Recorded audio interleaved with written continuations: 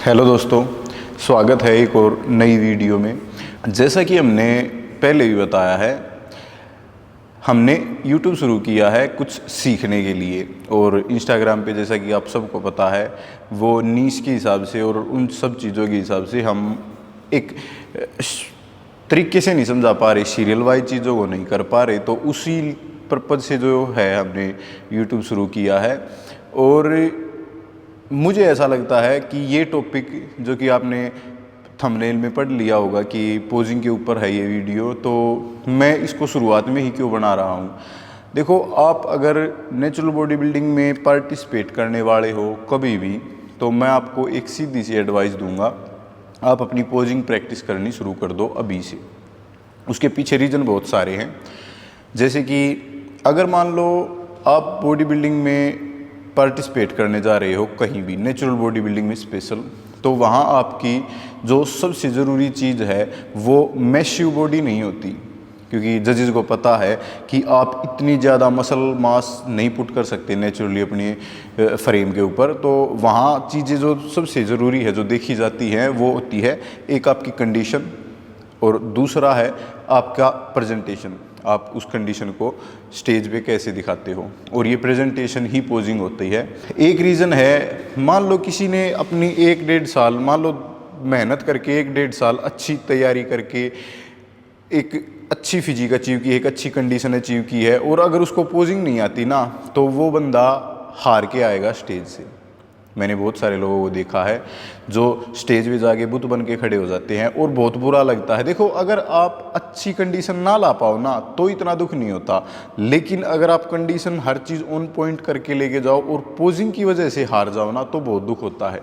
क्योंकि वहाँ हमको ये लगता है यार मैं लेके तो आया था लेकिन मुझे दिखाना नहीं आया। और कई बार है ना, मैंने देखा लोगों को जिनकी अच्छी फिजिक होती है ना, वो इस चीज़ को एक्सेप्ट नहीं कर पाते। जब और दूसरा एथलीट उनसे जीत जाता है तो उनको ये लगता है कि जजेस ने उनके साथ नाइंसाफ़ी की है, लेकिन ऐसा नहीं होता। जजेस ने इंसाफ़ी की है, उन्होंने आपकी कंडीशन के साथ प्रेजेंटेशन भी देखी है।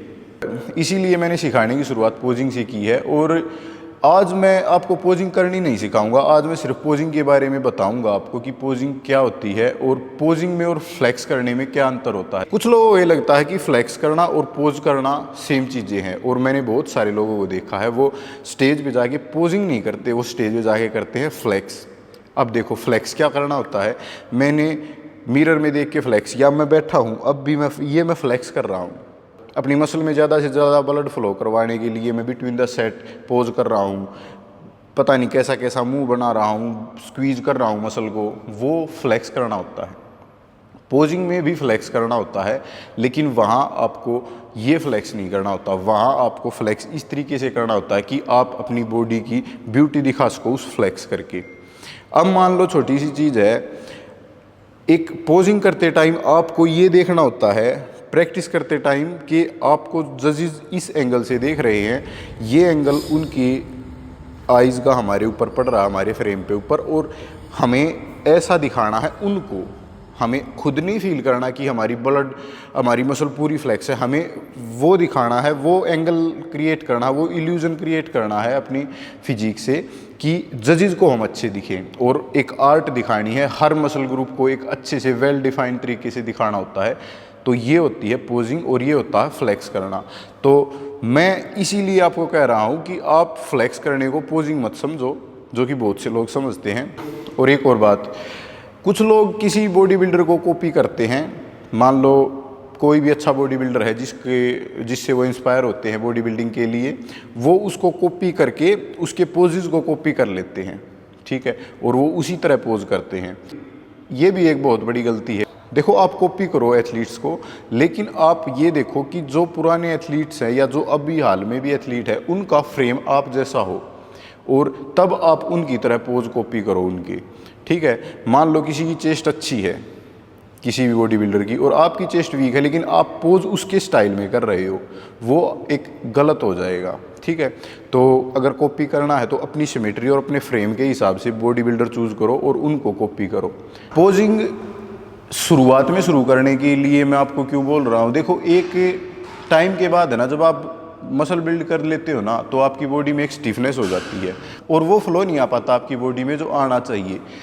मान लो आपने 4-5 साल अच्छे से मसल बिल्डिंग कर ली, अगर उसके बाद आप पोजिंग शुरू कर रहे हो ना तो आप वो फ्लो नहीं कर पाओगे। उसके लिए आपको चाहिए आप शुरू से पोजिंग प्रैक्टिस करो। कोई बात नहीं, अगर आपने अब तक नहीं की है और आप कर रहे हो, अच्छी खासी आपने मसल डेवलप कर ली है तो अभी से करो।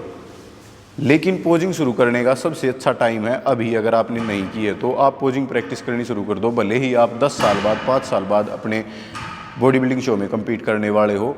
क्योंकि एक पता है क्या होता है, जब हम प्रेप पे होते हैं ना, लो कैलोरी डेफिशिएट पे होते हैं, बिल्कुल एंड में 15-20 दिन महीना पहले, तो उस टाइम पे सबसे मुश्किल, मैं अपने एक्सपीरियंस से बता रहा हूँ, ना डाइट फॉलो करना होता, ना वर्कआउट, ना कार्डियो, कुछ नहीं होता। सबसे मुश्किल चीज़ होती है आधा 1 घंटा पोजिंग करना दिन में 2-2 3-3 टाइम। और अगर आपकी पोजिंग अच्छी नहीं है तो आपको हो सकता है 3 घंटे भी पोजिंग करनी पड़े, क्योंकि बात तो वही है ना, जो बनाया है वो दिखाना तो पड़ेगा स्टेज पे जाके। अगर आप जिम में जा रहे हो, आपका भी बॉडी बिल्डिंग शो खेलने का मन नहीं है तो आप फिर भी पोजिंग स्टार्ट करो, क्योंकि पता नहीं मन कब कर जाए, आपकी फिजिक इस तरह से रिस्पॉन्स दे कि आपको लगे कि मुझे भी बॉडी बिल्डिंग शो में कम्पीट कर लेना चाहिए। ठीक है, तो आज हमने बात की है पोजिंग क्यों ज़रूरी है और पोजिंग शुरुआत से क्यों करनी चाहिए। कल हम बात करेंगे पोजिंग कितने टाइप की होती है और हर टाइप कितना इम्पोर्टेंस है, कौन सी चीज़ पे हमें ज़्यादा फोकस करना है और कौन सी चीज़ है जो बिगिनर और इंटरमीडिएट पोजिंग में मात खा जाते हैं, जहाँ वो प्रैक्टिस नहीं करते जिस चीज़ की, वो चीज़ बताऊंगा। क्योंकि मैंने नोट किया 95% एथलीट्स कहाँ हारते हैं, वो मैं आपको अगली वीडियो में बताऊँगा। Thank you. और अगर आपको अच्छी लगी हो ये वीडियो तो शेयर करो, क्योंकि इतने लोग नहीं हैं देखने वाले। अगर जो देख रहा है वो प्यार दिखाएगा तो मेरा हौसला बढ़ेगा और वीडियोज़ मैं जल्दी लेके आऊँगा। Thank you. Share and subscribe.